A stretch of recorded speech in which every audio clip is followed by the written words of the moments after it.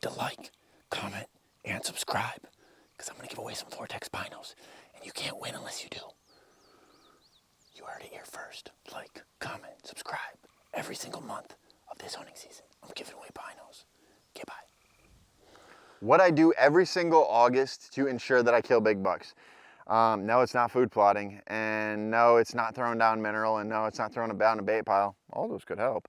There are certain things that I always do, no matter what. I don't care if I'm in Missouri, Kentucky, Iowa, Wisconsin, no matter where I'm hunting, guys. If I get a property, there's one thing that I'm always doing. And you know, we can make an argument either way, but the one thing that I constantly do every single August, every single year, is stay out.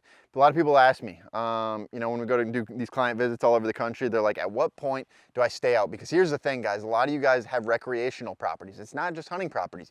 Your kids ride four-wheelers, your kids ride dirt bikes, your wife goes for a walk with the dog, and all these crazy things. And so there's some justification as to why I choose the time frame in which I do, and I'll get to that explanation here shortly. But at the same time, like when I go to a property, I understand that you want it built for hunting. We try and figure out the overall situation so that the property can be used. Because I'll tell you right now, we're on one of my future home properties. We're gonna hunt here, don't get me wrong.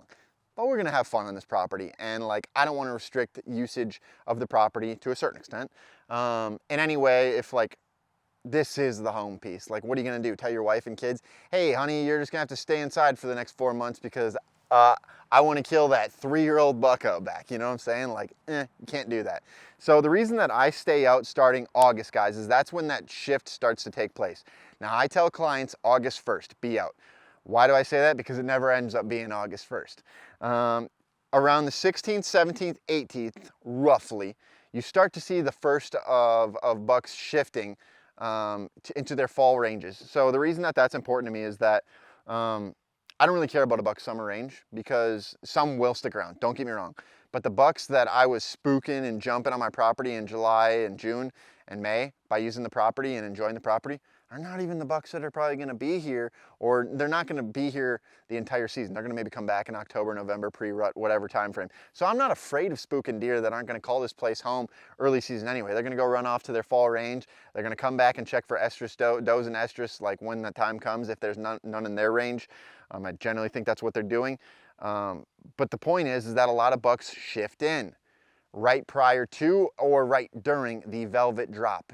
So what's happening there scientifically or biologically speaking is the testosterone's rising. That's when the velvet drops off and they say, hey, Mr. Buddy that I've been hanging out with all summer, I don't like you as much anymore. You're looking at that doe kind of like the way I want to look at that doe, and I don't like that. So we gotta spread out. And that's the time period in which that happens. So as those bucks are starting to find home ranges or go back to home ranges from years prior, that's when it's like, okay, now they need their safe haven. Like now is the time in which we really need to stay out of the property, let him have his pattern, run some trail cameras if you want to, pick up on that pattern, sneak in there opening day and surgically remove that deer. You know what I'm saying? Now there could be the argument made that, you know, the more time you spend on your property, the more the deer get used to you.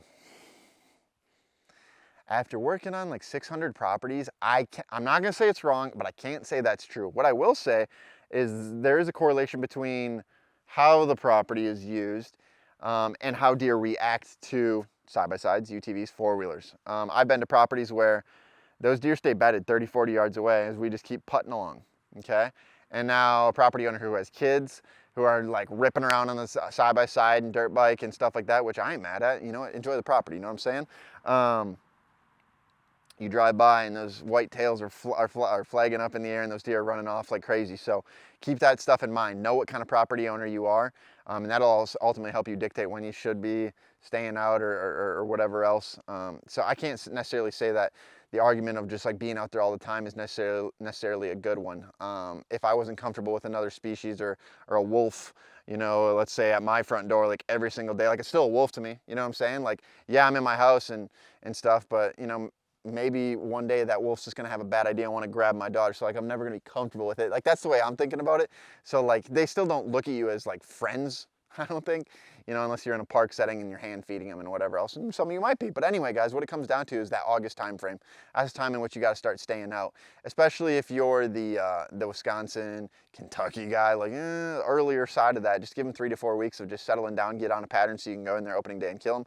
But as we hunt the Michigans and some of the other states that are opening October 1, maybe you can stretch it a little bit longer, but understand when August 17th, 18th, 19th, 20th, 21st shows up, that's the shift is starting to occur. And then all of a sudden, September 3rd through 7th, the shift is occurring. Like, leave them be. So at the end of the day, guys, there is a right time and a wrong time to be in and out of the property and to be spending time on the property. Use your properties. They're recreational properties. Your wife likes to go for walks and your kids like to go ride the side-by-side. That's cool. But there's a time of the year in which we're like, hey, honey, do you mind just walking someplace else for like a couple weeks? And that's about that time frame in which we should be doing that, guys. Good luck.